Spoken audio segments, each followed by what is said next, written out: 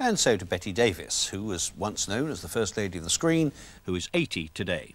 Looks like everybody's 80 this year. Sir John Mills, Sir David Lean, now Miss Davis. 1908 was obviously a great year for survivors, of whom Bette Davis must be one of the toughest.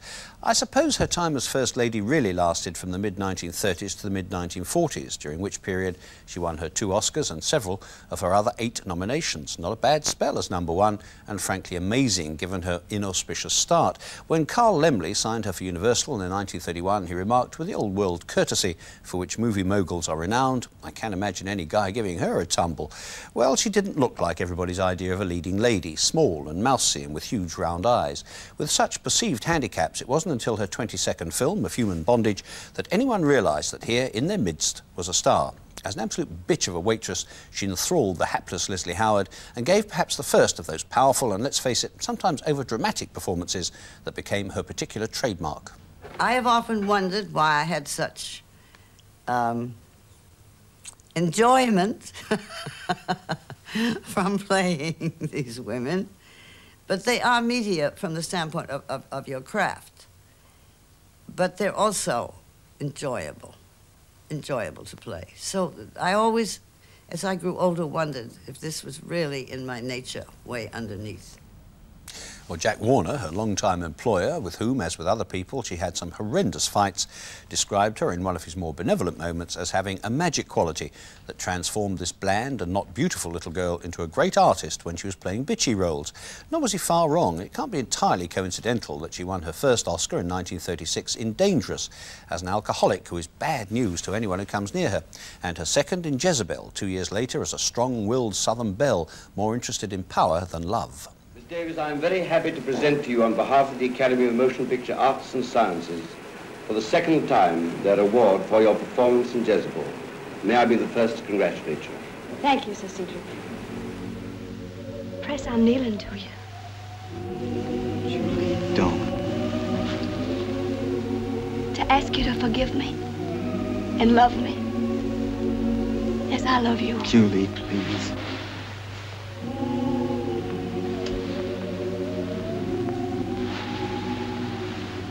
Julie, this is Amy, my wife.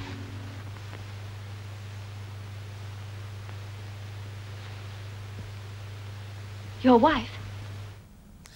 Jezebel is often regarded as Bette Davis's personal tryout for the role she really wanted, that of Scarlett O'Hara in Gone with the Wind. Her performance may not have won her the big one, but at least it persuaded the New York Times to acclaim her as the Queen of Hollywood, although I think she was always too much her own woman ever to have been that. Yet after Jezebel, and for a period of several years, she had a quite regal impact in a succession of classic movies, including The Private Lives of Elizabeth and Essex, The Little Foxes, The Man Who Came to Dinner, In This Our Life, and one of her own favourites, Dark Victory, another glorious melodrama in which she played a woman dying of a brain tumour who discovers that her doctor, the man she loves, has tried to hide the truth from her. Well, if it isn't the extraordinary surgeon. I've been trying to see you. How's the mortality rate these days, Doctor? You having fun with the knives? Drop it. Why aren't you in Vermont with the bugs? You know why I'm not. I want to talk to you. When I need a doctor, I'll send for one. I'm not in your care any longer. You'll always be in my care. Will I? Is that part of your duty? To hang on to the very end? To watch with those scientific eyes? Drop it. I know how you feel. Anything to strike back at me, but don't do it this way. What do you mean, this way? This. There's nothing in it. What do you want me to do? Stay alone in my room and think how in a few months... Judith, I want you to find peace. We all have to die. The tragic difference is that you know when and we don't. But the important thing is the same for all of us. To live our lives so that we can meet death whenever it comes. Beautifully and finely. Beautifully and finally. I'll die as I please. Now leave me alone. Over the 57 years in which she's been in the movies, Miss Davis's roles have inspired critics to speak of her pure power of imaginative acting, her artistic maturity, which is one of the wonders of Hollywood, and her extraordinary virtuosity. And all of these encomiums are well deserved.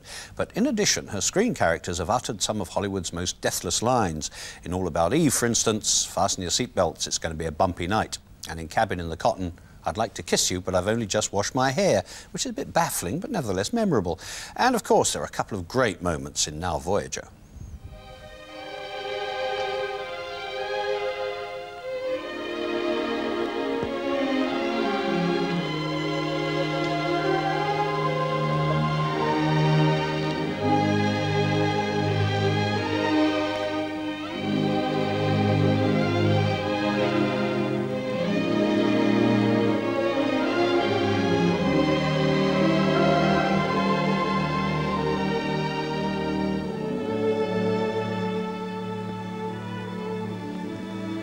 I sometimes come here?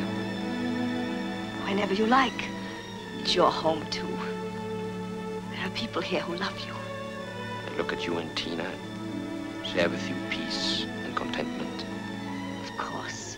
And just think it won't be for this time only. That is, if you will help me keep what we have. If we both try hard to protect that little strip of territory that's ours. We can talk about your child. Our child.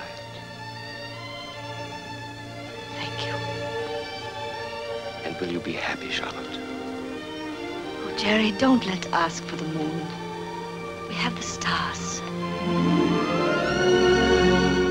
They don't write lines like that anymore, you know. Well, I think it's fair to say that Bette Davis has not always been Hollywood's best-loved character, because she has a tendency to utter the first sharp line that comes into her head.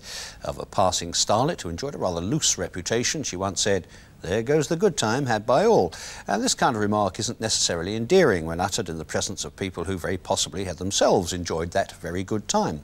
Possibly, too, her caustic wit and her aggressively independent spirit had much to do with the fact that she's been married 4 times. Her favourite director, William Wyler, once made her do 48 takes and generally behaved, she said, as she always wanted her husbands to behave. In other words, presumably rather more masterfully than they did.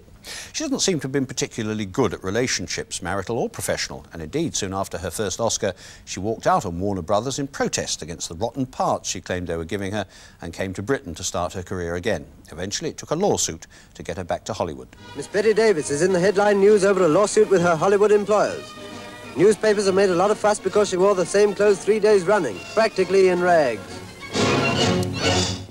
Poor thing, in rags. Well, she lost the court case, but she won her point. Nobody since then has ever taken Bette Davis for granted, and it would need a considerable fool to underestimate her determination. At the end of the 1940s, for example, her career seemed to be going nowhere. But then she returned triumphantly in All About Eve. 10 years later, apparently on the skids again, she was obliged to advertise for work and promptly stormed back in Whatever Happened to Baby Jane, which provided her 10th Oscar nomination. A few years back, she had a mild stroke, but recovered from that, carried on smoking, and made her 100th film, The Whales of August, which opens here soon, and in which she plays a blind and querulous widow opposite the even older Lillian Gish, a marvellous match set of Hollywood legends, if Miss Davis will accept the description. I'm a legend. They say, I only think you should be called a legend, as a matter of fact, after you're gone. But it's a big vogue today to have legends. But we're legends in totally different eras of making films. What are you doing? I'm dusting. Busy, busy, busy. Always busy. I wish we were in my house in Philadelphia. But it's so hot in Philadelphia now. I like the heat. It keeps you from being so busy.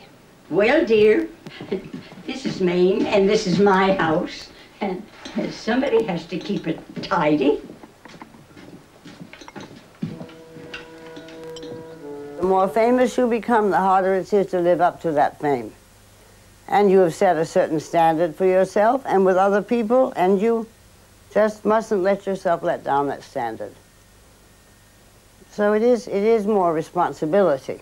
It's not easier. I think it's harder the older you grow to stay where people have put you. A feisty, fierce and indomitable lady, our Miss Davis. I have to say that sometimes the rich ham that garnishes her performances comes too thickly sliced for my taste, that sometimes she seems simply too big for the roles and the films in which she appears. But she's always a marvellously watchable actress, perfectly at home in drama and melodrama alike, and she is without question a genuine star. Somebody once said of her, if she'd been born 200 or 300 years ago, she'd probably have been burned as a witch. She gives the curious feeling of being charged with power, which can find no ordinary outlet. And as she lights another fag and casts around for a suitable project for her 101st film, Bette Davis might well feel that there's a lot of truth in that. Many happy returns.